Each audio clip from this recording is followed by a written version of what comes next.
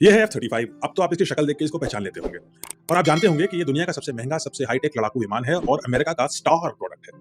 US air force अपने भविष्य में इसको अपना वर्कहॉर्स मानती है। लॉकहीड मार्टिन नाम की कंपनी द्वारा विकसित है।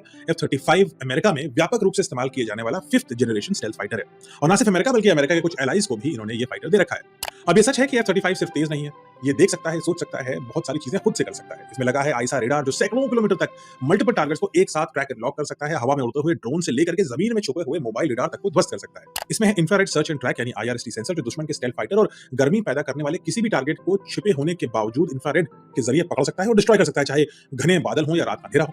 और सबसे खास बात यह है कि इसमें सेंसर फ्यूजन है यानी सारे रेडार, इंफ्रारेड, जीपीएस और कम्युनिकेशन डेटा एक साथ मिलकर एक यूनिफाइड AI ड्रिवन डिस्प्ले में बदल जाते हैं। और इसका मतलब यह है कि पायलट को बैटलफील्ड के हर कोने का 360 डिग्री लाइव नजारा मिलता है। इनफैक्ट पायलट को ज्यादा कुछ करने की जरूरत नहीं है, प्लेन तो अपने आप ही बहुत कुछ कर लेता है।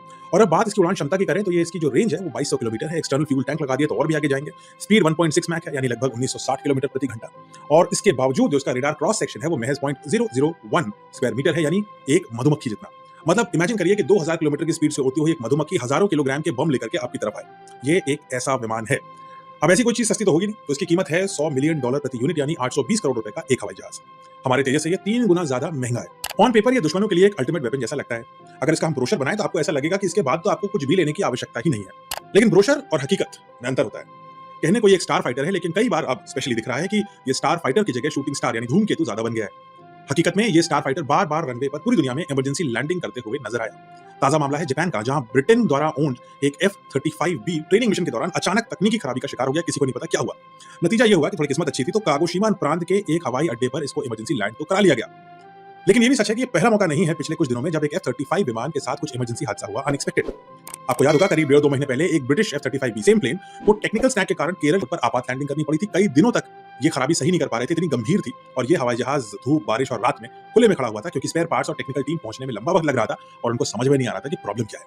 इन्हीं दोनों इंसिडेंट्स के बीच एक और F-35 जो यूएस आर्मी का था वो कैलिफोर्निया में क्रैश हो गया। उसकी किस्मत अच्छी नहीं थी, वो इमरजेंसी लैंडिंग भी नहीं कर पाया। ये सारी चीजें महज 1-2 महीने में हुई हैं और उसके बावजूद अमेरिकन गवर्नमेंट और अमेरिकन कंपनीज भारतीय वायुसेना को यही विमान बेचना चाहती हैं उसके ब्रोशर के आधार पर। वो कहती हैं कि कागज पर ये इतना शक्तिशाली विमान है कि पाकिस्तान के हर बड़े ठिकाने तक पहुंच सकता है, पाकिस्तान को पता ही नहीं चलेगा। हालांकि हमें ब्रह्मोस मिसाइल भी ऐसा ही काम करती है, लेकिन इसका जो एक्चुअल परफॉर्मेंस है वो इसकी स्टेटेड कैपेबिलिटी से काफी अलग है और काफी प्रॉब्लम्स आ रही हैं। और इसी बात की वजह से भारतीय वायुसेना और गवर्नमेंट इज नॉट श्योर कि इस हथियार को हमें इन्वेस्ट करना चाहिए या नहीं करना चाहिए। भारतीय वायुसेना का कहना साफ है कि हम अपनी सुरक्षा भरोसेमंद प्लेटफॉर्म पर ही बनाएंगे और उस भरोसे का नाम सुखोई, राफेल, तेजस और अब सबसे बड़ा भरोसे का सबूत होगा AMCA। AMCA भारत का खुद का 5th जनरेशन स्टेल्थ एयरक्राफ्ट होगा जिसको भारत बनाएगा। भारतीय एयरफोर्स कन्विंस नहीं है कि उसे F-35 लेना चाहिए या नहीं, क्योंकि हाथी के दांत दिखाने को तो कुछ और हो सकते हैं, लेकिन खाने वाले दांत कौन से हैं?